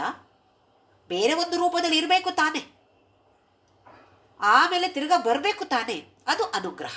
ಹೋಗುವಂಥದ್ದು ತಿರೋಧಾನ, ವಾಪಸ್ ಬರುವಂಥದ್ದು ಅನುಗ್ರಹ. ಇನ್ನೊಂದು ರೀತಿಯಲ್ಲಿ ಹೇಳಬೇಕು ಅಂತಾದರೆ, ತಿರೋಧಾನ ಅಂತ ಹೇಳಿದರೆ ನಾವು ಮಾಯೆಯ ಪರದೆಯನ್ನು ಹಾಕಿಕೊಂಡಿರುವಂಥದ್ದು, ಒಂದು ಹೊದಿಕೆ ಹಾಕ್ಕೊಂಡಿದ್ದೇವೆ. ಮಾಯೆ ಅಂತ ಹೇಳುವ ಒಂದು ಹೊದಿಕೆಯನ್ನು ಹಾಕಿಕೊಂಡಿದ್ದೇವೆ. ಹಾಗಾಗಿ ನಮಗೆ ಸತ್ಯ ಏನು ಅಂತ ತಿಳಿತಾ ಇಲ್ಲ. ಹೊದಿಕೆ ಅಡ್ಡವಾಗಿದೆ, ಅಥವಾ ಒಂದು ಕರ್ಟನ್ ಹಾಕಿಟ್ಟಿದ್ದೇವೆ. ತಿರೋಧಾನ ಅಂತ ಹೇಳಿದರೆ ಈ ಕರ್ಟನನ್ನು ಹಾಕಿಟ್ಟಿರುವಂಥದ್ದು. ಅನುಗ್ರಹ ಅಂತ ಹೇಳಿದರೆ ಪರದೆ ಸರಿಯುವಂಥದ್ದು, ನಿಜವಾದ ವಿಚಾರ ಏನು ಅಂತ ತಿಳಿಯುವಂಥದ್ದು ಅನುಗ್ರಹ. ಇದು ಸದಾಶಿವ ತತ್ವದ ಮೂಲಕ ಈ ಕೆಲಸವನ್ನು ಅವಳು ಮಾಡುವಂಥದ್ದು ಅಥವಾ ಮಾಡಿಸುವಂಥದ್ದು. ತವಾಜ್ಞಾ ಮಾಲಂಬ್ಯ, ಇವರೆಲ್ಲರೂ ಯಾರೆಲ್ಲ? ಬ್ರಹ್ಮ, ವಿಷ್ಣು, ರುದ್ರ, ಈಶ ಅಥವಾ ಮಹೇಶ ಅಥವಾ ಮಹೇಶ್ವರ, ಕೊನೆಯದಾಗಿ ಸದಾಶಿವ. ಇದು 5 ಕೂಡ ಮಾಡುವಂಥದ್ದು 5 ಕೆಲಸಗಳು: ಸೃಷ್ಟಿ, ಸ್ಥಿತಿ, ಲಯ, ತಿರೋಧಾನ, ಅನುಗ್ರಹ. ಎಲ್ಲರೂ ಅವರ ಕೆಲಸ ಮಾಡ್ತಾರೆ. ಹೇಗೆ? ಇವಳ ಆಜ್ಞೆಯ ಮೂಲಕ ಮಾತ್ರ. CEO, ನಮ್ಮ ವಿಶ್ವದ CEO ಇವಳು ಆಜ್ಞೆ ಕೊಟ್ಟರೆ ಮಾತ್ರ ಅವರು 5 ಜನ ಕೂಡ ಕೆಲಸ ಮಾಡುವಂಥದ್ದು. ಇಲ್ಲದೇ ಇದ್ದರೆ ಪಂಚಪ್ರೇತಗಳು, ಪಂಚಬ್ರಹ್ಮಾಸನ ಸ್ಥಿತ, ಪಂಚಪ್ರೇತಾಸನ ಸ್ಥಿತ ಆಗ್ಬಿಡ್ತಾರೆ. ಅವರು ಆಸನ ಅಂತ ಆಮೇಲೆ ನೋಡೋಣ. ಅದು ಈಗ ಇರುವಂಥದ್ದು ಇವರು ಪಂಚಪ್ರೇತಗಳೇ. ಅವಳು ಆಜ್ಞೆ ಕೊಟ್ಟಾಗ ಮತ್ತೆ ಕೆಲಸ ಶುರು ಮಾಡ್ತಾರೆ. ಇವರೆಲ್ಲರೂ ಅವಳ ಸೇವಕರು. ಹೇಗೆ ಆಜ್ಞೆ ಕೊಡ್ತಾಳೆ? ಯಾವುದಾದ್ರೂ ಆಫೀಸಿಗೆ ಹೋದಾಗ ಅದರಲ್ಲಿರೋರು ಚೀಫ್ ಒಬ್ರು ಇರ್ತಾರೆ, ಮತ್ತೆ ಕೆಳಗಡೆ ಹಲವಾರು ಡಿಪಾರ್ಟ್ಮೆಂಟ್ಗಳಿರ್ಬೋದು, ಅಥವಾ ಅದರಲ್ಲಿ ಹಲವಾರು ಕೆಲಸಗಾರರು ಇರ್ಬೋದು. ಒಬ್ಬರು ಚೀಫ್ ಒಬ್ರು ಇರ್ತಾರೆ, ಮುಖ್ಯಸ್ಥರೊಬ್ಬರೇ. ಅವರು ಹೆಚ್ಚೆಲ್ಲ ಮಾತಾಡೋದಿಲ್ಲ ಯಾರ ಹತ್ರ. ಬೇರೆಯವರೆಲ್ಲ ಹರಟೆ ಹೊಡಿತಾ ಇದ್ರು ಕೂಡ ಇವರು ಸ್ವಲ್ಪನೇ ಮಾತನಾಡೋದು. ಅದು ಕೆಲವು ಶಬ್ದಗಳ ಮೂಲಕ ಅಥವಾ ಸಂಜ್ಞೆಯ ಮೂಲಕ ಮಾತ್ರ ಅವರು ಆರ್ಡರ್ನ ಕೊಡ್ತು. ಹಾಗೆ ಇಲ್ಲಿ ಜಗನ್ಮಾತೆ ಹೇಗೆ ಆರ್ಡರ್ ಕೊಡ್ತಾಳಂತೆ? ಕ್ಷಣಚಲಿತಯೋಹ ಭ್ರೂಲತಿಕಯೋಹ. ಇನ್ನು 2 ಹುಬ್ಬುಗಳಿವೆ ಅಲ್ವಾ? ಹೇಗಿದೆ ಹುಬ್ಬುಗಳು? ಲತೆಯ ಹಾಗಿದೆ, ಬಳ್ಳಿಯ ಹಾಗೆ ಎಷ್ಟು ಸುಂದರವಾಗಿದೆ. ಈ ಹುಬ್ಬುಗಳ ಚಲನೆಯ ಮೂಲಕ ನೀನು ಕೊಡುವಂಥ ಆಜ್ಞೆಯನ್ನ ಅವಲಂಬಿಸಿಕೊಂಡು ಬ್ರಹ್ಮ, ವಿಷ್ಣು, ರುದ್ರ, ಈಶ, ಸದಾಶಿವ ಇವರು ತಮ್ಮ ತಮ್ಮ ಕೆಲಸಗಳನ್ನು ಮಾಡ್ತಾರೆ. ಮಾಡಿಸುವಂಥವರು ಯಾರು? ಮಾಡಿಸುವಂಥವರು ನಮ್ಮ ಜಗನ್ಮಾತೆ.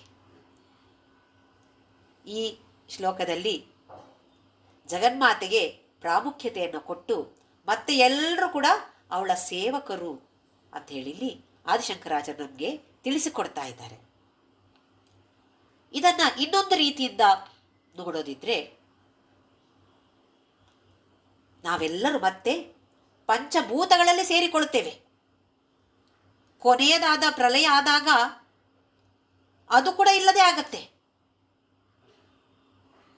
ಪಂಚತತ್ವಗಳು ಅಥವಾ ಪಂಚಭೂತಗಳು ನಮಗೆ ಗೊತ್ತಿದೆ. ಬೆರಳಿನಲ್ಲಿ ಹಿಡಿದ್ರೆ ಪೃಥ್ವಿ, ಜಲ, ಅಗ್ನಿ. ಈ ಪೃಥ್ವಿ ಅಂತ ಹೇಳೋದು ಬ್ರಹ್ಮನನ್ನ ಸೂಚಿಸುತ್ತೆ, ಜಲ ಅಂತ ಹೇಳೋದು ವಿಷ್ಣುವನ್ನ ಸೂಚಿಸುತ್ತೆ, ಅಗ್ನಿ ಅಂತ ಹೇಳೋದು ರುದ್ರನನ್ನ ಸೂಚಿಸುತ್ತೆ. ಈ 3 ತತ್ವಗಳು ಅಥವಾ ಈ 3 ಭೂತಗಳು ವಾಯು ಅಂತ ಹೇಳುವ ಈಶನಲ್ಲಿ ಲೀನವಾಗಿ ಕೊನೆಯದಾಗಿ ಈ ಆಕಾಶ ಅಂತ ಹೇಳುವ ಸದಾಶಿವನಲ್ಲಿ ಅದೃಶ್ಯವಾಗಿ ಹೋಗ್ತಾರೆ. ಚಕ್ರಗಳಲ್ಲಿ ಹೇಳಬೇಕು ಅಂತಾದ್ರೆ ಮೂಲಾಧಾರ ಚಕ್ರ, ಸ್ವಾಧಿಷ್ಠಾನ ಚಕ್ರ, ಮಣಿಪೂರ ಚಕ್ರ. ಈ 3 ಚಕ್ರಗಳು ಅನಾಹತದಲ್ಲಿ ಲೀನವಾಗಿ ಅನಾಹತ ಮತ್ತೆ ವಿಶುದ್ಧ ಚಕ್ರ ಸೇರಿ ಆಜ್ಞಾ ಚಕ್ರದಲ್ಲಿ ಲೀನವಾಗಿ ಅದೃಶ್ಯವಾಗಿ ಇರ್ತಾರೆ. ಸಹಸ್ರಾರದಲ್ಲಿ ಇರುವಂತಹ ಜಗನ್ಮಾತೆಯ ಆಜ್ಞೆಯಿಂದ ಮತ್ತೆ ಕೆಲಸಗಳನ್ನು ಶುರು ಮಾಡ್ತಾರೆ. ನಮ್ಮ ದೇಹ ಪಿಂಡಾಂಡ, ಇಡೀ ವಿಶ್ವ ಬ್ರಹ್ಮಾಂಡ, ಬ್ರಹ್ಮಾಂಡವೇ ಪಿಂಡಾಂಡ, ಪಿಂಡಾಂಡವೇ ಬ್ರಹ್ಮಾಂಡ.